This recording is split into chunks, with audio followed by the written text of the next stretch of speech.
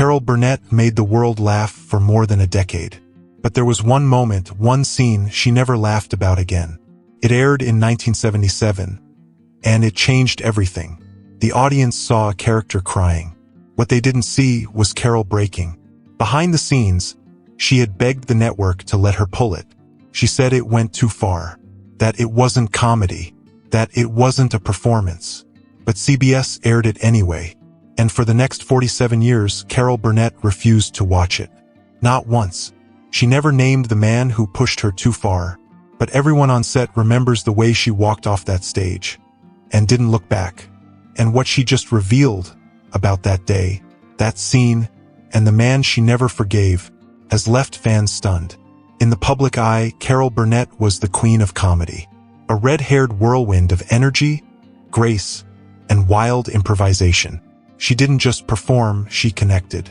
She was the kind of star who could walk into your living room through a television screen and make you feel like you'd known her your entire life. But what audiences never saw, what no one was supposed to see, was the pain underneath the performance.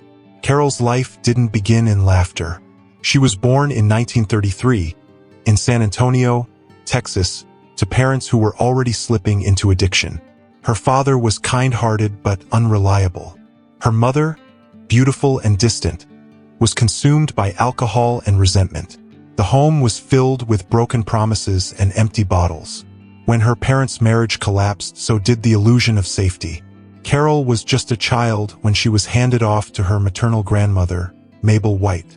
The two moved into a rundown boarding house in Los Angeles, a place filled with strangers, silence, and just enough money to keep the lights on.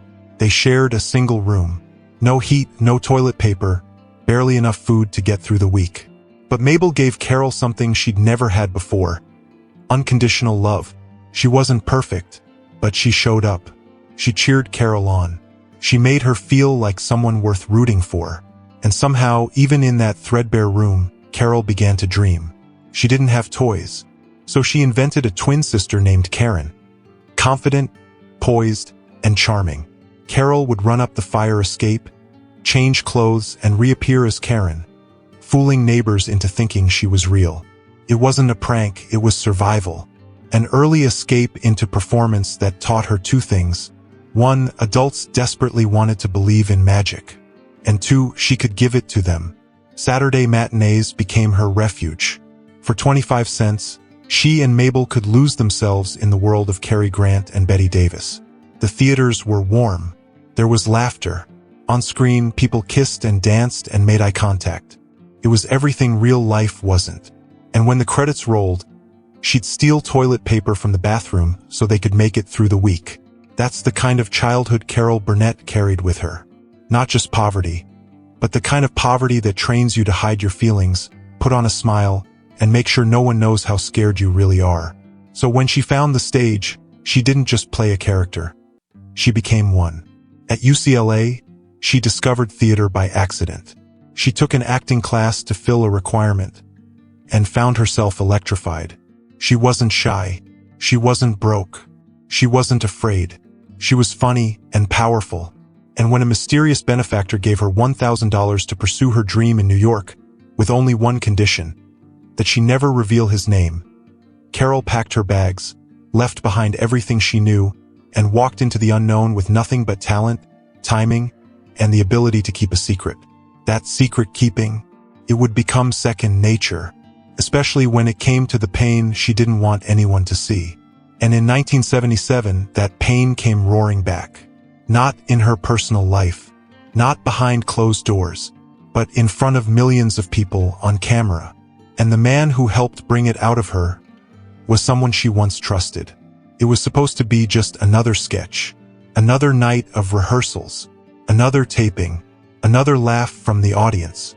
Carol Burnett had played Eunice Higgins dozens of times before, an overworked, underappreciated Southern woman trapped in a life of screaming relatives and shattered dreams. The family sketches were a fan favorite. They were loud, messy, hilarious, and painfully relatable. But this time, the writers did something different. They called it The Gong Show, and it didn't feel like comedy anymore. The premise was simple. Eunice, desperate for a new life, auditions for a fictional talent show, hoping this one televised performance would finally give her the attention, respect, and freedom she's never had. But instead of being seen, she's mocked. By the judges, by the crowd, by the people who were supposed to understand her the most. One of those judges was played by a real-life game show host, Alan Ludden. He was charismatic, sharp, beloved, and in the sketch, he played his role with brutal detachment. He doesn't just reject Eunice, he humiliates her, not with cruelty, but with indifference. He tells her she's not good enough, that she doesn't have what it takes, that it's over before it even began. But something shifted during the live taping. Carol didn't play Eunice like she usually did. There was no twang in her voice, no dramatic flailing, no comic exaggeration. She played it straight, quiet, controlled, real. And when the moment came, when the camera closed in on her face as the rejection landed, you could see it. The shift. Eunice was no longer a character. She was a woman who had carried the weight of other people's opinions her entire life. And Carol let the pain show. There was no punchline, no curtain pull, no applause break. Just the image of a woman trying to hold it together while her last ounce of hope slipped through her fingers. When the director called cut, the studio was silent. No laughter, no clapping, just a kind of stunned stillness. The crew, many of whom had worked with Carol for years, stood motionless. And some grown men had tears in their eyes. Carol walked off the stage, nodded to no one, and went straight to her dressing room. She didn't slam the door. She didn't say a word. And that night, she told the network not to re-air the sketch. But they did anyway.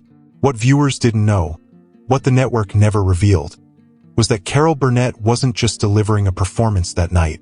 She was reliving something.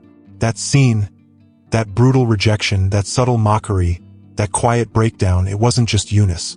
It was her, Carol. She would later admit it. Eunice's pain felt like my own.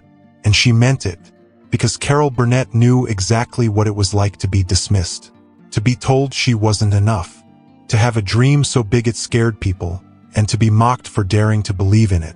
When she was a child, her mother, deep in alcoholism, told her that dreaming was useless, that no one wanted to hear what she had to say, that people like them didn't get happy endings. Carol tried to ignore it. She became the class clown, the performer. But those words stuck. Every time she stepped onto a stage, some part of her still feared that voice returning, telling her she was nothing more than a girl from a boarding house, that she'd never belong in a spotlight. So when the judges in the Gong Show sketch laughed at Eunice's dreams, they weren't just mocking a character. They were echoing decades of doubt Carol had fought to silence. And that night, she didn't fight it. She let it wash over her. She let herself break. Not for attention, not for drama, because it was real. After the taping, crew members avoided her dressing room. They didn't know what to say. Some thought she'd quit the show. Others wondered if she'd cancel the episode entirely. But she didn't quit. She didn't cancel. She just made a quiet decision. And never looked back. For the next 47 years, she refused to watch that episode. Not once. Not even when it won awards. Not when critics called it the most powerful performance of her career. Not when it was referenced in television retrospectives or tribute specials. She skipped it, every time, because it wasn't just a sketch. It was a memory of being powerless, of being small, of being her mother's daughter again. And she didn't want to go back there. She never named the man who triggered it, never blamed Alan Ludden, never accused the writers. But when asked years later if she'd ever rewatch it, she simply shook her head. No, she said. It was too real. I don't need to see it again. And that was the end of the conversation. But the pain lingered right under the surface. In the years that followed, fans speculated endlessly. Who had pushed Carol too far that night? Was it the network executives who overruled her request to shelve the sketch? Was it the writers who handed her a script that cut too deep? Or was it the man across from her on stage, the one who sat in judgment unmoved while she unraveled? Some quietly pointed to Alan Ludden, the game show host who played the judge in the sketch. But those closest to the show knew better. Carol never blamed Alan. He had simply played his part. Kindly, professionally. No, if there was blame, if there was real betrayal, it came from someone else. Someone within her circle. Someone she trusted. Rumors swirled that a senior CBS executive insisted the sketch remain in the episode, despite Carol's personal objections.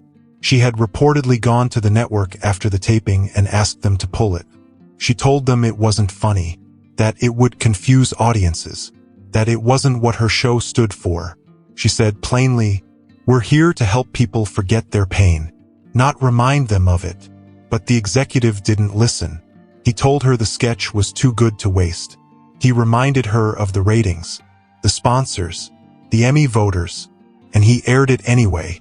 Carol never publicly named him. But years later, in a taped conversation with a close friend, she allegedly referred to him as the man who turned heartbreak into a punchline. And when asked if she'd ever forgive him, she went quiet, then said only this: "He got what he wanted, but I lost something I can't get back."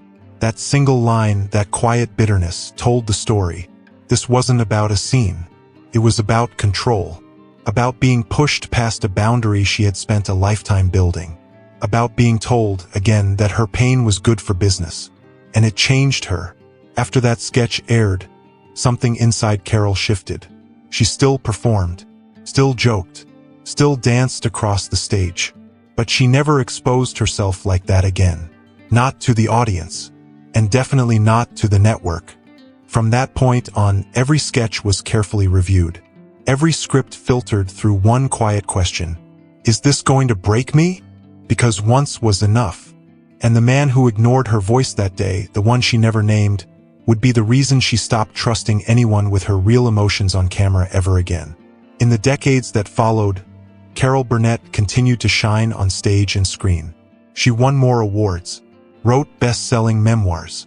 She starred in specials, dramas, and comedies, always with that same signature blend of grace, wit, and impeccable timing. But the version of Carol that America saw wasn't the full story. Behind the scenes, she was carrying grief. Not just the wound from that 1977 sketch, but the losses that had quietly piled up around it. Her marriage to Joe Hamilton, producer of The Carol Burnett Show, was unraveling. Their daughter Carrie, just a teenager, had started using drugs. Carol was holding together a collapsing home life while still taping episodes in front of millions. Smiling, waving, and pretending it was all okay. And when she walked off that stage in 1977, something in her was already breaking. The sketch simply exposed what she was trying so hard to keep buried. She would later say that what made the scene unbearable wasn't just the acting, it was the timing. That character, Eunice, was holding it all together with a paperclip and a prayer. That was me. Years later, after Carrie's recovery, after her divorce, and after more personal heartbreak than most people could endure, Carol returned to that memory. But she never watched it. She couldn't. Instead, she poured her feelings into other projects. She created a stage play with Carrie before her daughter's untimely death. She spoke out about addiction and family trauma, not as a performer, but as a mother. She became a voice of strength not because she wanted to be, but because she had no other choice. In her late 80s, Carol shocked everyone by returning to dramatic television with Better Call Saul. And in one unforgettable scene, she looked her co-star dead in the eyes and said, quietly, "I trusted you. It was fiction, but it was real." Just like 1977, just like that sketch. The audience didn't need to know where that line came from. They felt it, because Carol Burnett, even now, knows how to deliver truth without ever explaining it. She doesn't need to name names. She doesn't need to revisit the past. She's lived it. And in refusing to watch that scene for 47 years, she didn't just protect herself. She told the world, silently, "You don't get to define my pain. I do." For 11 seasons, Carol Burnett made the world laugh. She lifted millions out of sadness, stress, and silence, week after week, with nothing but a curtain, a spotlight, and a heart bigger than the soundstage she stood on. But the laughter didn't come easy. Behind the sketches were secrets. Behind the applause were sleepless nights. And behind the most unforgettable moment of her career was a pain she carried quietly for nearly 5 decades. She never asked for pity. She never told the tabloids. She never tried to rewrite the story. She just moved forward. That's what makes Carol Burnett different from so many other performers. Not just that she could be funny, but that she could be honest. Even if it cost her. Even if it cracked her open in front of a live audience. Even if it meant walking away from a scene and never watching it again. Carol Burnett didn't just change comedy. She changed what it meant to be vulnerable on television. She showed us that the strongest people are often the ones holding back tears behind the biggest smiles. And maybe that's why, even at 91, people still stop what they're doing when she appears on screen. Because somewhere deep down, we know we're not just watching a legend. We're watching someone who lived it all and still found a way to laugh. For more emotional stories, check out this video.